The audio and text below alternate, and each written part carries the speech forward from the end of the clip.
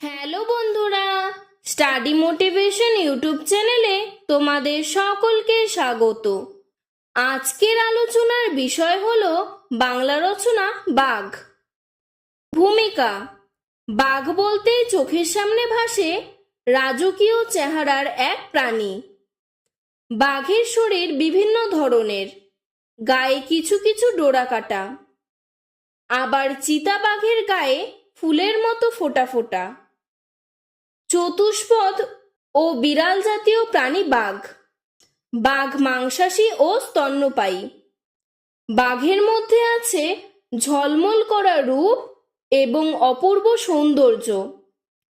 এর শক্তি ও সাহস কম নয়, তাই একে জাতীয় পশুর গৌরব দান করা হয়েছে।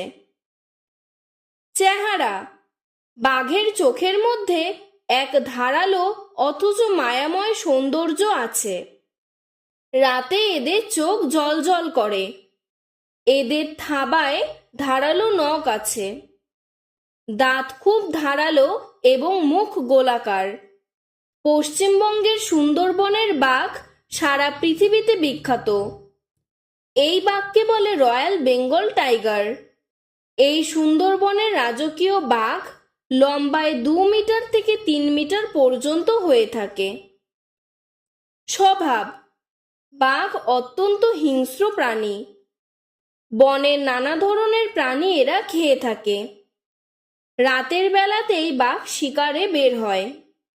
দিনে পাহাড়ের গুহায় ও লতাপাতার মধ্যে এরা ঘুমোয়। বাঘ খুব তাড়াতাড়ি চলাফেরা করতে পারে। আগুনকে বাঘ সবচেয়ে বেশি ভয় পায়।